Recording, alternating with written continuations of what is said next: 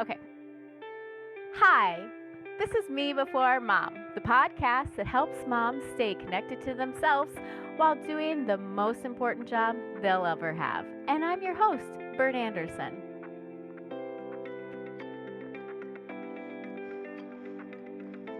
Hey guys, it is Bert, and you are listening to Me Before Mom.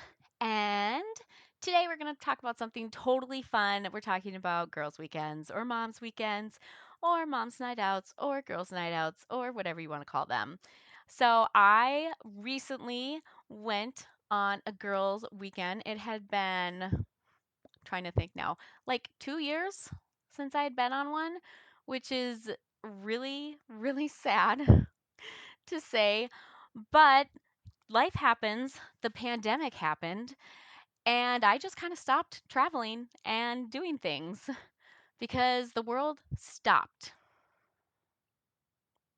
Do you like my dramatic pause for effect, guys? That's how it felt. Life just stopped. Pre-pandemic, I did a lot of traveling.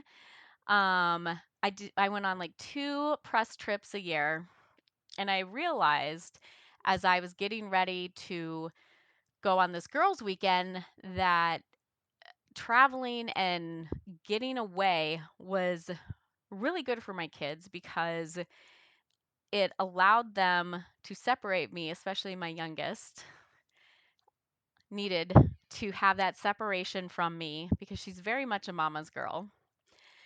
And it kind of forces her to depend on her dad, my husband. And when I am around, she just doesn't do that because she only sees me. And so when I was traveling frequently, there was a nice steady routine and a flow. And so we had, that was just like an easy way to have that happen. And then, the pandemic happened, traveling stopped, everything came to a standstill. So it had been a while. So she was very nervous about me going away for an entire weekend. My go to method of handling when my kids are worrying, I don't know if it's right, I don't know if it's wrong, is to just kind of be like, it's fine. You're going to be fine. And I try to not make a big deal out of it. Again, I have no idea if that's right. Hopefully, I'm not scarring her too much. Um, I just don't know what to say because I'm still going to go on my girls' weekend. I'm not going to stay home. Because my mom went away on trips and she never stayed home when I wanted her to stay home. And I'm okay. I'm an adult and I'm fine. So it's okay, right? Yes, it is okay. Um, so I went away with some girlfriends. Like I said, it'd been like 2 years. It was a group of us. We had never gone anywhere together in a long time, like ever.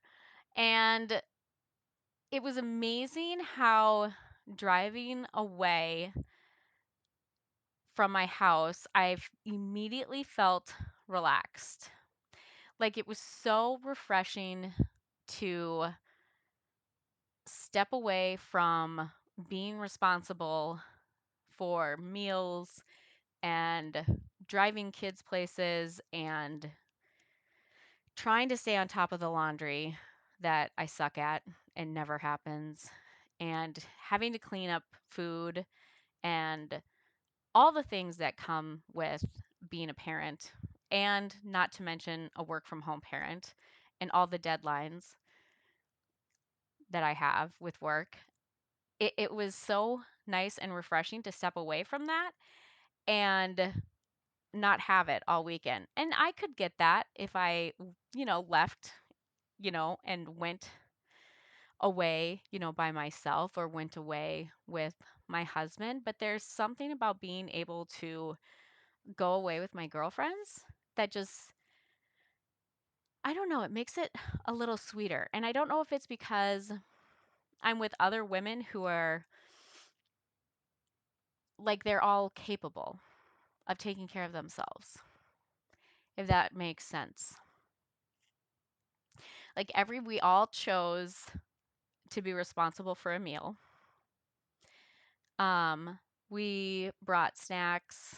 We each brought some drinks. Um, we discussed all of that. Some of the women were incredibly detail oriented. I am not. I don't do these girl trips that often. My friend Sally does them all the time and has a very good system going on. Um, it was so fun though. And we had no agenda. Like we weren't trying to go all over the place. Um, we were just very laid back. And the place that we went to was this cabin in Minnesota. And it's called the River Retreat. And it's interesting, the family that owns this cabin set it up because they wanted to have a place, and it was to honor their father who had passed away. But they wanted to offer a place for people to come to truly relax. And I didn't realize this until I was actually looking at like just the place on the last day. But there were no clocks that you could visibly see in like easily in the living rooms, because there was a upstairs and a downstairs. I mean, there wasn't like a wall clock. Of course, there was like, the kitchen clock. So you really got to relax because I had no concept of time when I was up there.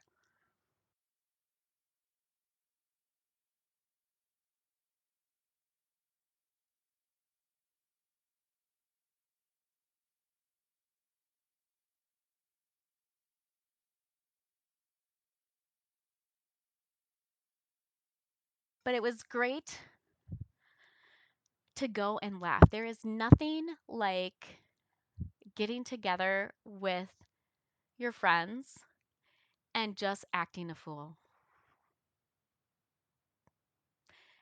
I mean, it brings out like the inner junior higher in me. And it's just so much fun. And you remember who you are. And I think in this stage of motherhood, or honestly, like any time of life, whether you're a mom or not, I think it's so important for us to step away from our responsibilities and be able to kind of just be, and just be who we are with people that we feel comfortable with. And if you want to sleep in, you can sleep in. Um, if you want to get up early, you can get up early. It is so important. So maybe you're listening to this and you're like, I don't have friends. I'm sure you have some friends. I mean, think about that. Like you've got to have, like, maybe do you have a sister or a sister-in-law or a cousin? Mom? Do you have a mom? Grandma? Anybody? Find someone and go somewhere with them. Do not bring your child. They're not invited. You love them, and they know that, and you will love them and like them even more when you get back. Bring some games, have fun, have no agenda. How often in life do we plan to go and do something without an agenda?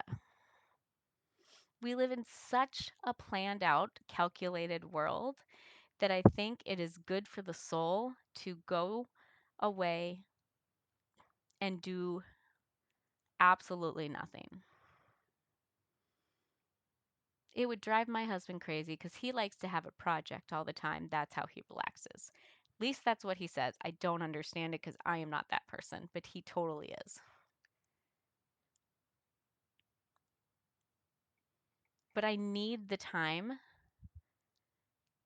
And it's almost like I need to leave my house to give myself the permission to step away from all of my responsibility so I can just be myself, not be Bert the mom or Bert the social media manager or Bert the author or Bert the podcaster or Bert the housekeeper. Or I mean, all think of all the different hats you wear in a day. That's a lot of different hats. And I'm not even technically done listing all of them. When do you get a chance to go someplace and just be you? Like when do I get to go someplace and just be Bert? So I think it's incredibly important to at least once or twice a year take the time, plan it out, and make it happen. Your partner can handle the kids. If you do not have a partner, find a family member or a friend you trust to be with your kids. It is so important for you to be able to have this time to not only relax and step away, but to be able to have that community and that chance to laugh and be with other people who are in a similar stage of life as you. Because humans, we were not meant to do life alone. That's not how we were created. And I think the pandemic taught all of us during those early days of lockdown when we were all confined to our houses that we needed each other.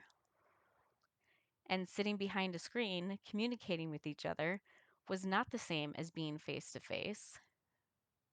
Talking on the phone was not the same as sitting down and having dinner together.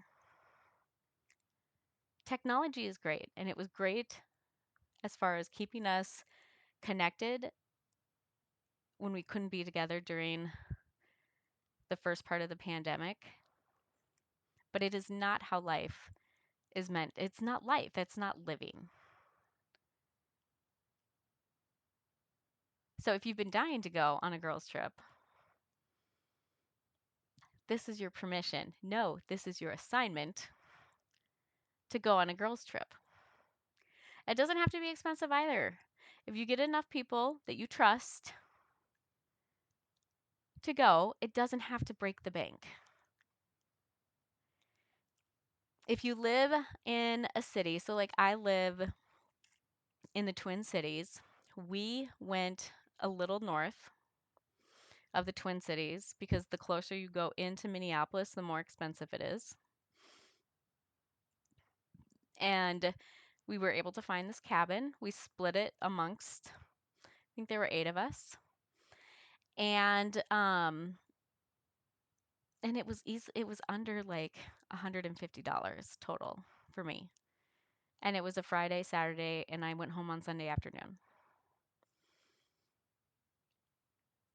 It doesn't have to be incredibly expensive. If you have the means to spend and splurge, that's great. I've heard of some people getting together and having like a sleepover at another person's house, and the rest of the family like kind of goes away and does something else. That's another really great option. Have a little staycation with your friends.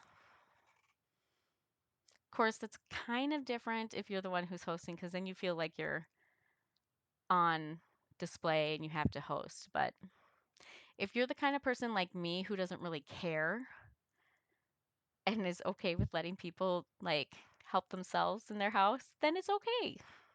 If it doesn't stress you out, it doesn't stress me out.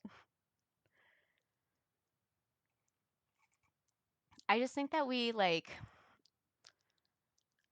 I think we just wait for life to slow down and for life to happen. And I think we need to stop waiting for life to slow down, because if I've learned anything after almost 13 years of parenting, it doesn't ever slow down. It only gets busier.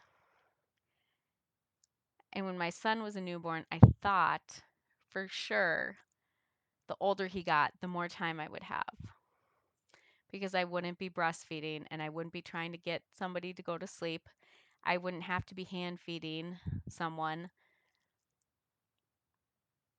or changing diapers. Um, but now, like I've told you guys, I'm a personal assistant, keeping track of everybody's schedule, driving them all over creation, managing what is happening with school, homework, all that stuff. It doesn't slow down. Life never slows down. We have to make it slow down. Take the time, make it slow down. You will thank me later. Trust me.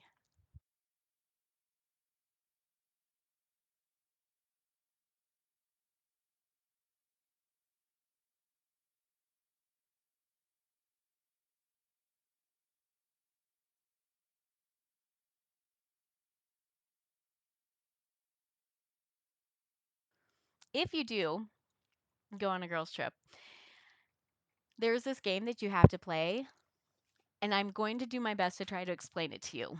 Hopefully, you have to have like more than, I would say you have to have like 6 people. So it's kind of like charades. Um, Everybody puts three, it could be like a thing. It can't really be a place. It can be a thing or a person. And you write it down and you put it in a bowl. So the first round, you can use any word you want to describe that subject. The second round, and you're using like, you're just going through the bowl. And so when you finish all of the words in the bowl, that starts like the second round.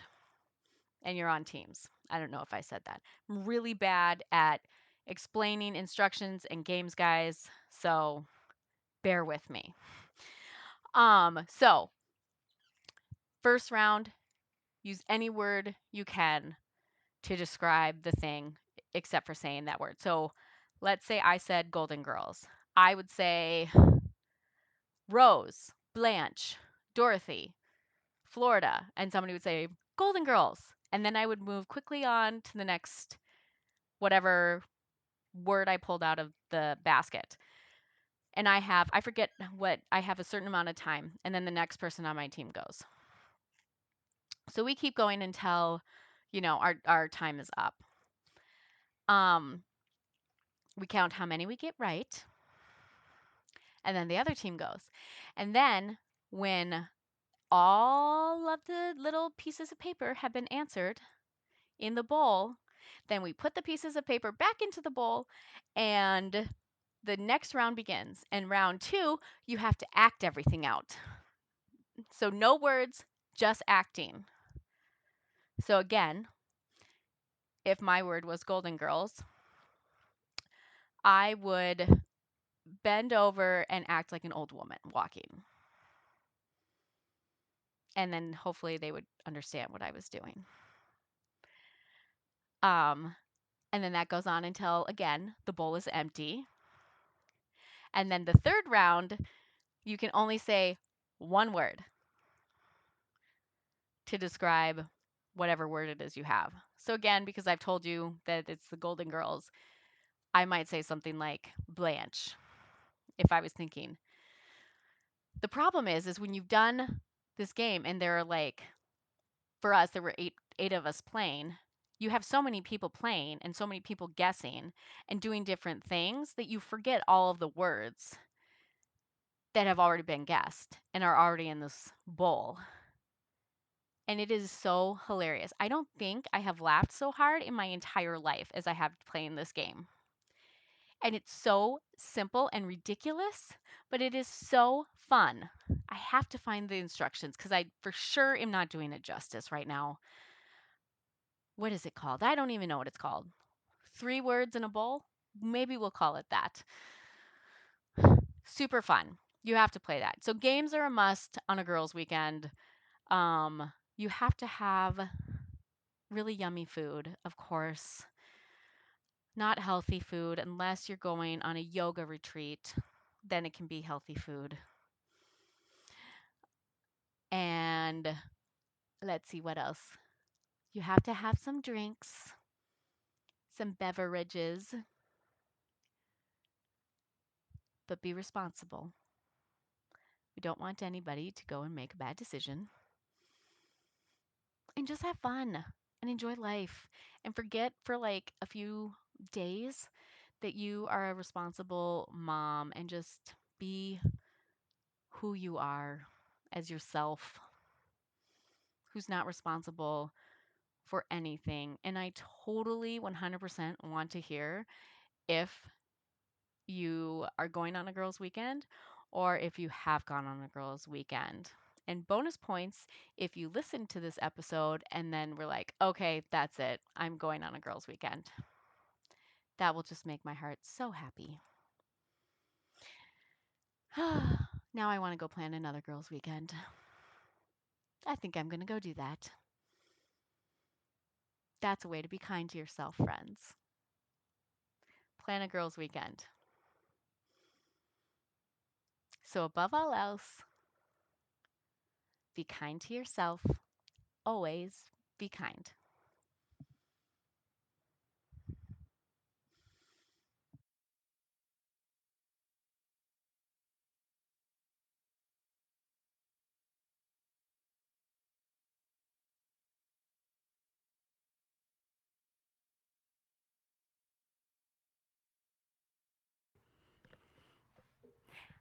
Hi, guys. That sounded super creepy. I'm sorry. I should totally sing this part because guess what? We're going to talk about music. On Music. What is Bert listening to and singing with Sarah. Yay. Okay, you're the singer. That was your like cue to sing. Oh, I'm more of like a talker. Sorry. Like you rap? I guess. I talk sing. Really? That's not easy to do. My very white middle child came upstairs to me yesterday and informed me that she was now a rapper, and I'm a little afraid of what that means. That means you better get her own SoundCloud channel and a face tattoo stat. We'll see. Again, extremely white, lives in the suburbs of Minnesota. Yes, and my youngest child wants a DJ table, but she can't say the word DJ.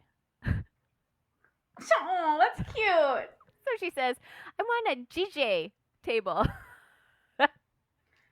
I feel on her level lately. Mm-hmm. I want a DJ table. A DJ table. I want a DJ table, Mom. You know, with the headphones, with the big things on your ears. And I'm like, oh, a DJ. Where do you even get a DJ table that doesn't cost a ton of money? Don't know. I don't know either. Maybe I'll make one out of cardboard. I think that's a good idea. That's not what we're talking about, though, guys. We are talking about music. Music. So, I love Disney movies. We all love Disney. Broadway is great, but sometimes, especially if you are going to sports games for your kids, you got to listen to some music that pumps you up a little bit and doesn't bore you to tears. So For sure. So if we're not listening to, I guess now it's classic grunge rock, classic because it's oldies from the 90s.